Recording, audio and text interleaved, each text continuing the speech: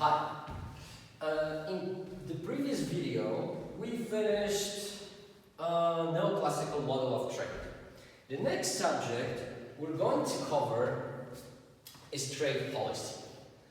So, trade policy are different measures that can be taken by government or some supranational entities in order to regulate trade. But look, after everything we've been saying so far, you should wonder, well, generally, we see that trade is beneficial for all the participants. So why would we actually want to regulate trade, prohibit trade, limit trade? Well, look, if you're wondering that, you're not alone, because basically every international trade, international economist agrees with you. That is actually the reason why tariffs have been going down to ever low levels for many, many decades. And look, I hope you remember from one of our initial videos I was telling you about mercantilism. They were actually saying that that the wealth of the nation depends on how much gold and silver we get for our goods. Well, look, of course, this doctrine has influenced the thought, especially political thought, for many, many years. But through Adam Smith, David Ricardo, and even through head-share-only model that we've discussed thus far, actually we've learned that that was a very, very bad perspective. And actually, the trade improves, especially the situation of the customers in all the countries. The welfare is increasing because we have more options of the things we can buy, we get lower prices, and everyone specializes in what they are good at. Okay, but still, trade policy is a big thing, tariffs exist. There are some places like the European Union where trade is basically costless, no tariffs. Well, there are still some subsidies and legal differences that can diminish trade, but this is actually the direction where the world's been going for a very, very long time. Well, after the Second World War, and after the creation of IMF, this doctrine of free trade actually been gaining more and more momentum. I would actually like you to look in your book. There's a fabulous graph showing how average tariff has been going down over last 70 or 80 years. And this accomplishment could be attributed to something called GATT. GATT is General Agreement on Trade and Tariffs.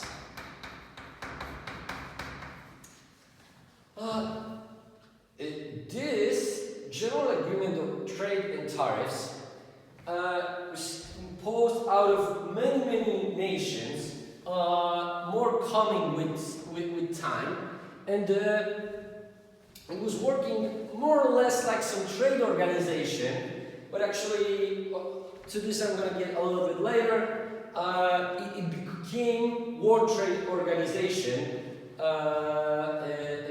I think 1996, if I'm not mistaken. But look, the main idea was that because we have such a great benefits to trade, then why would we impose tariffs. And actually that was the main theme of the last 70 years. Well, now probably you heard about the reversion of this policy by Donald Trump, but as his other great ideas, this has no support in hard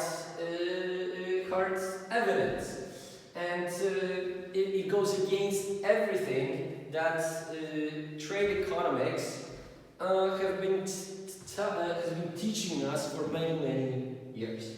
Well, but thanks to general agreement on trade and tariffs, nations were agreeing to lower the tariffs on different goods, and because of that, the average tariff all over the world was going down, and as a result, the trade between nations have been increasing, as we actually seen during our first class. Okay, then as I told you, GATT was finally turned into WTO, which is World Trade Organization.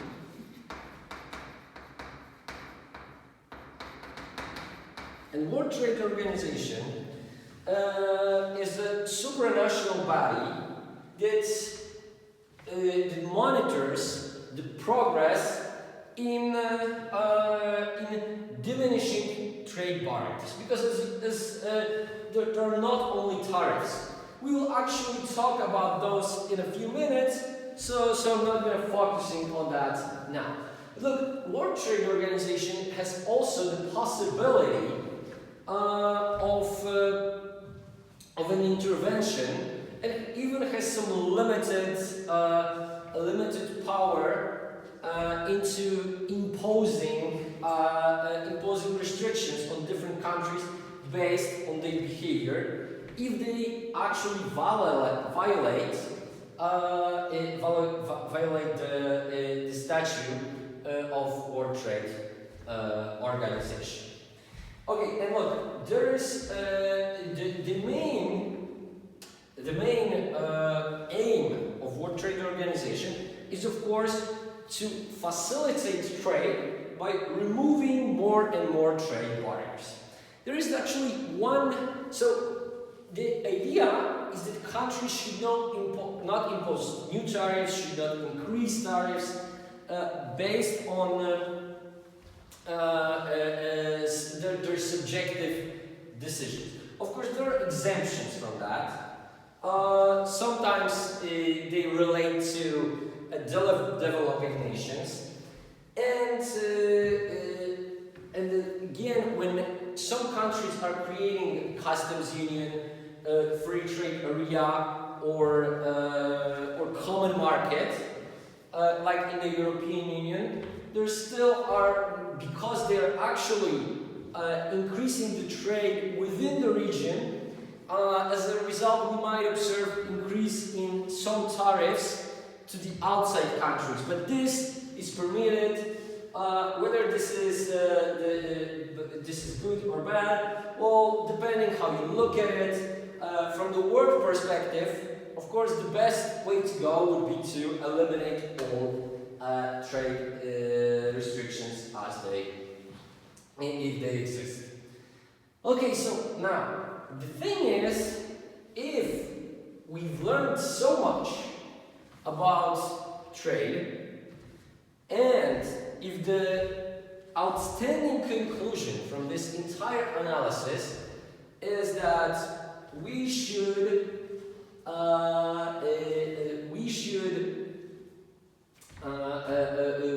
abolish all trade restrictions, then why do they exist?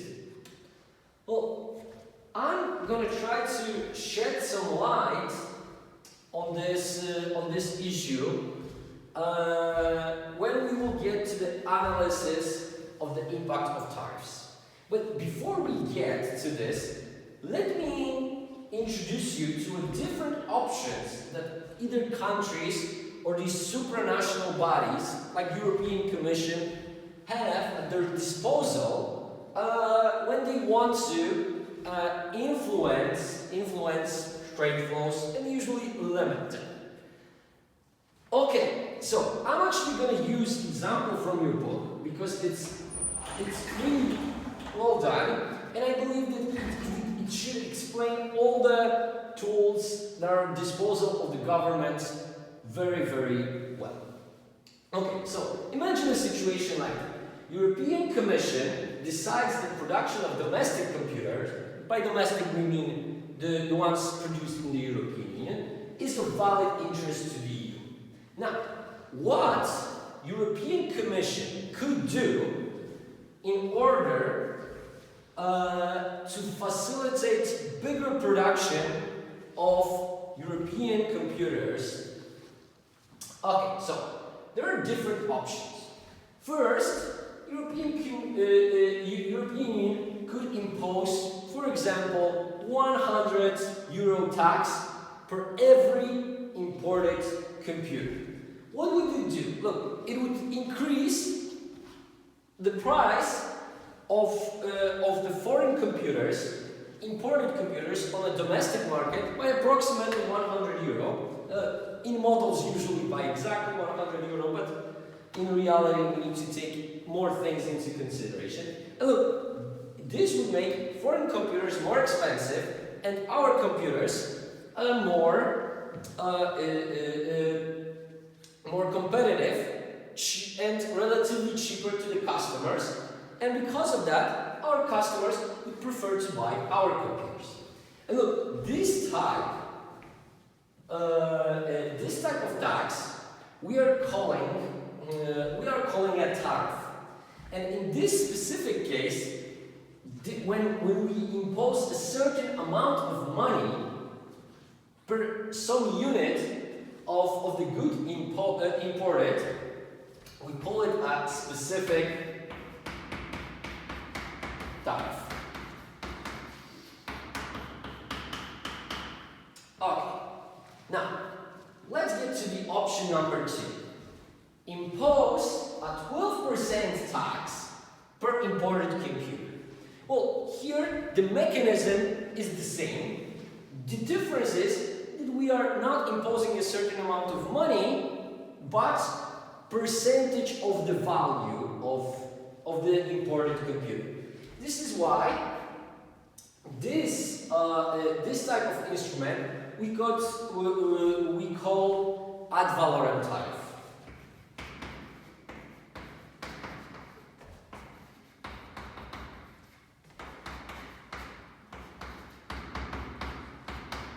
Ad valorem is Latin for from the value, and so actually this is a tax on the value of the imported computer. So look, again, as a result we could expect that price of the imported computer is going to be 12% higher, approximately. Okay, the next, maybe one more thing. Look, this ad valorem tariff is the most important and most commonly used trade barrier in existence.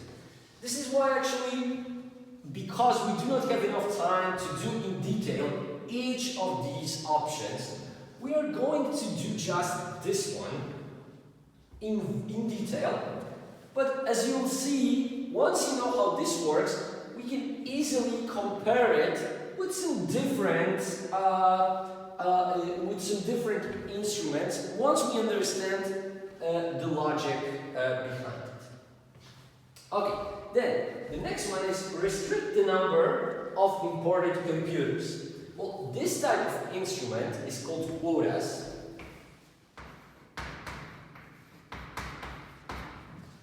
And look, how does it work? It simply says that, for example, this year, European Union can admit only 50,000 computers.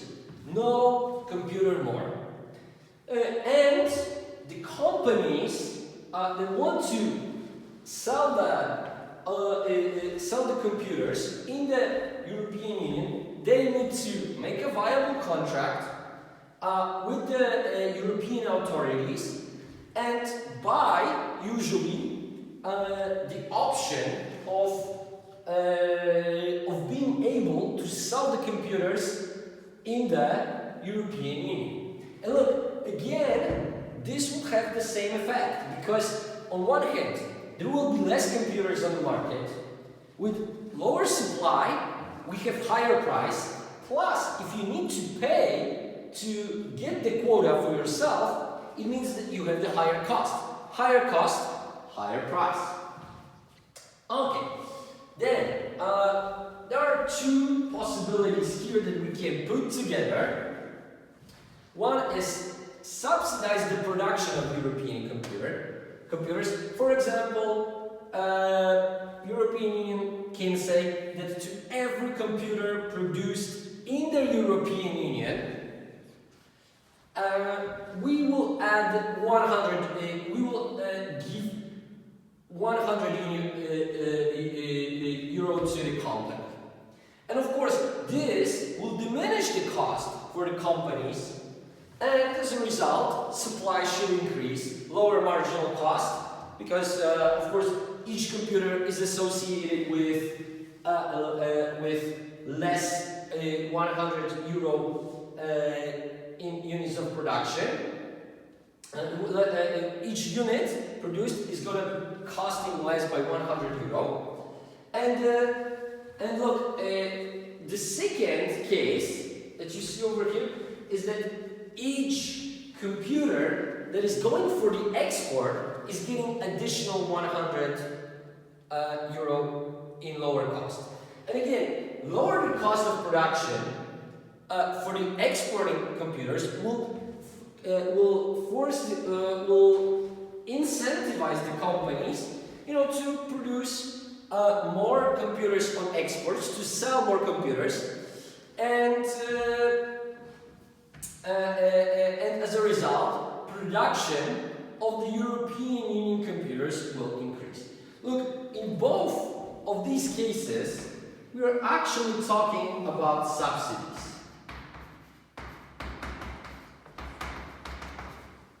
And look, those four instruments that I have mentioned over here, those are like classical, typical tools of trade policy. They are most often used, and those are the tools that you will also see the most often explained in different international economics books. But of course, as I said, we're gonna focus our attention only on ad valorem tariff, but once you will understand how this one works, as I told you, we will actually make some parallels with different other instruments. Okay, and look, here we have another two that are very specific here. Look, this one says, require a minimum content before a computer may be labeled European. Look, what does it mean? In this case, for example, we can admit, look, the computer can be made out of the components in the different parts of the world. Like most of the hard drives come from Thailand. Most of the software comes from United States. Different parts can be produced in the different part of the world. And for example, European Union say that the computer is considered European if 62% of the cost of production of the computer, of the final value of the computer, is associated with components that were produced in the European countries. And because of that, with some other instruments mentioned before, we can support the production of European computers, because only those that will have a lot of components from Europe will be treated as European and treated preferably because they will not be suffering from either these three instruments, or they could be beneficiary of this instrument. Okay, and finally, the kind of a last resort instrument is that European Union can prohibit the sale or import of computers from certain countries for safety reasons. Prohibition is a very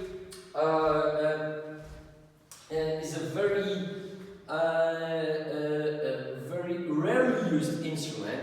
But look, sometimes it can be just a consequence of differences in legal systems. Like in Holland, you can sell marijuana. In Poland, it is illegal. So actually, the result of it is that selling or importing marijuana from Holland is prohibited. And this has exactly the same effect as if some certain government body would say we are not admitting this product in our country. Okay, so now that we know what types of instruments we've got, in the next video we will start analyzing how those instruments affect trade flows and well-being of the citizens and different groups, and on the example of ad valorem tariff, which has two advantages. It's really easy to implement in the models, and that's the first thing. And the second thing is that implementing ad valorem tariff is the most commonly used method. And I hope that based on what you're going to hear in the next video, you're going to realize why actually using trade policy and introducing barriers to trade is so popular, despite the fact that